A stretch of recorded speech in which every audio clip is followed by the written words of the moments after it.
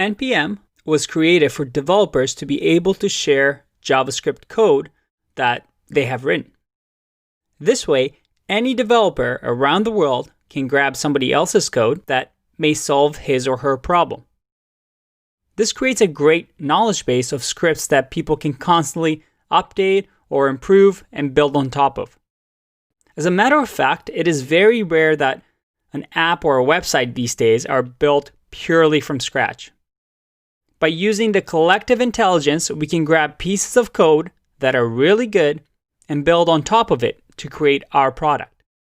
For example, using JavaScript, you can write virtual reality applications, but you don't have to figure out everything yourself. Someone out there already worked on being able to use JavaScript VR. So you use that person's code to start your project. Let's talk about how NPM works. NPM looks like this. A website with a search bar, kind of looks like Google, but here you can search for what we call packages. And these packages are located in the NPM registry. And this registry keeps track of files that have been submitted. Anybody can submit these files that are called packages or modules, and they contain two things: a JavaScript file and a package.json file. And the package.json file, which you've never seen before, is a meta file that describes this package. So you can see here that this NPM registry is just a registry of all these files of JavaScript that other people have written. And the idea is to have small JavaScript files that do one thing really, really well so that other people can use it. You then compose or combine different pieces of code and different packages on your project to add functionality and not have to rewrite something that has already been written by another person. So as you can see here, I have, let's say, a person that has just written a JavaScript file that is really, really useful. Well, they think that other people might be able to use it, so they push it up to the NPM registry.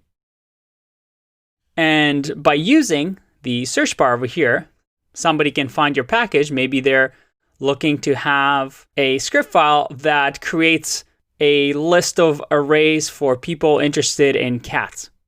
Well, then they are able to find this file and download it from NPM registry onto their computer. So let's talk about the benefits from this. Well, you get expertise from others.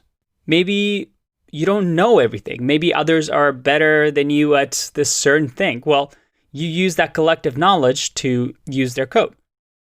But there's also a downside to this.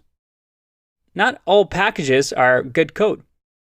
Anybody can put up their file to NPM.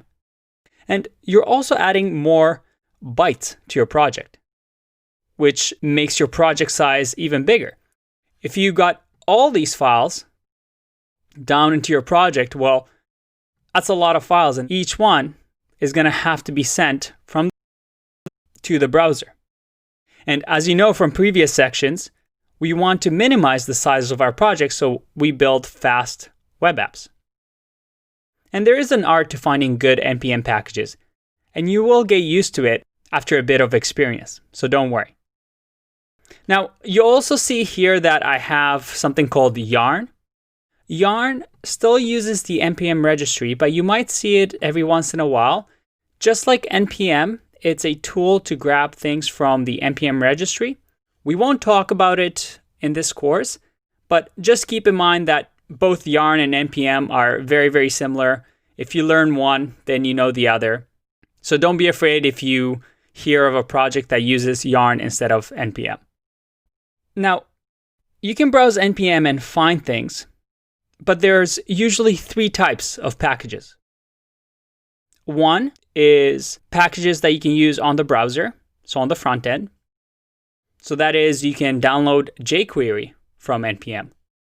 You can download all sorts of scripts that help you with front-end workflow. The second type are ones that give you new commands that you can use on the command line. And I'll show you an example of that later on in this section. And finally, the third type of NPM package is ones that you can use on node.js on the backend. And that might sound scary to you, but don't worry. When we get to the node.js section, I'll show you some of the node packages that you can use, but it's pretty much the same thing as JavaScript. As a matter of fact, NPM stands for Node Package Manager. It was initially built for Node, but it was so good and so popular that you can now use it for the front end as well. But it's all the same thing. It all works the same. Like I said before, they're just scripts that you're able to use that other people have written. And we're going to be using them a lot in this course. Now you might be asking yourself, why are we learning this in this course? I mean, is it really that important? Yeah, actually, there are 3 must-do things now when starting a project, and you'll see it in every single project. One is that, well, they have an HTML file, CSS file, or JavaScript file. They might have multiple of these, but all projects have those, especially ones that are web-based. You also have to have your project on GitHub and use source control, like Git. Nobody stores their own project on their computer. They always have it with source control. And finally, you manage dependencies, which is packages that other people have written, with NPM using package.json file. So in this section, we're going to be working on this and finishing up our setup of how a typical project looks like. And we know how to do the first 2, right? Now in the next 2 videos, I'm going to show you how to start using NPM to download files and using package.json to manage those files. It is a critical part of a developer workflow. So I'll see you in the next one. Bye-bye.